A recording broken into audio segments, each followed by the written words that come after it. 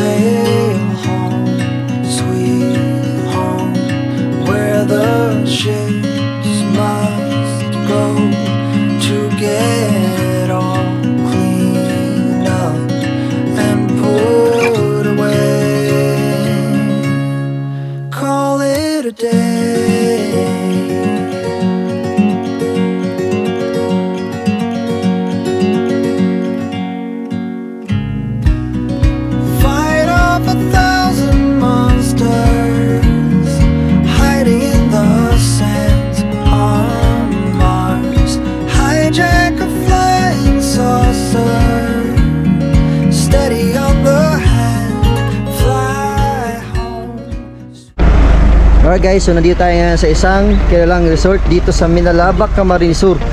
Ito yung White Pebbles Beach Resort. So pagpasok dito sa main gate ng resort na to, ito yung bungad. Ayan, may mga upuan in case na magtatambay kayo o magkakape kayo. So ito dito may kabana, kasyang malaking pamilya. So dito pagpasok nyo, ito yung information area in case na magtatanong kayo sa entrance fee tapos sa mga cottages. At syempre pagpasok nyo dito, resto na to. So may mga pagkain, may mga milk tea, may mga scramble. Ito yung mga prices nya.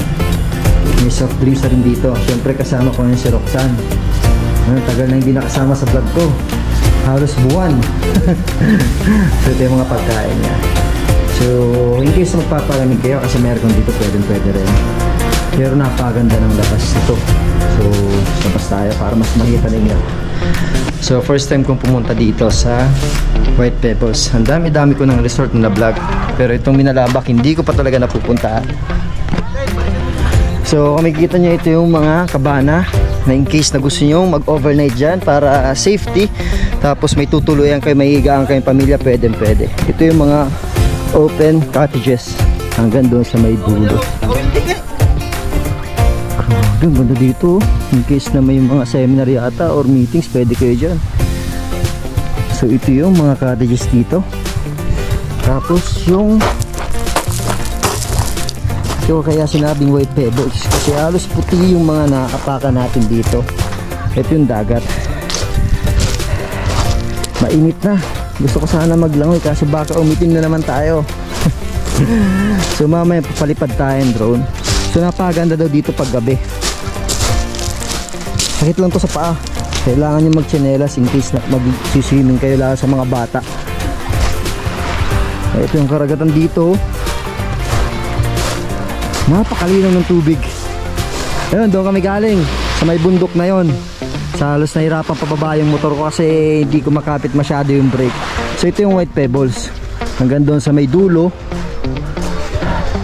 halos nagkakailan na cottages. Tapos in case naman na gusto yung bumili ng inumin, yun, may tindahan na rin. Okay, first time ko dito pumunta sa resort na to. Wala akong masabi. Sa ngayon maganda. Kasi hindi ko pa naman talaga siya napupuntaan ng gabi.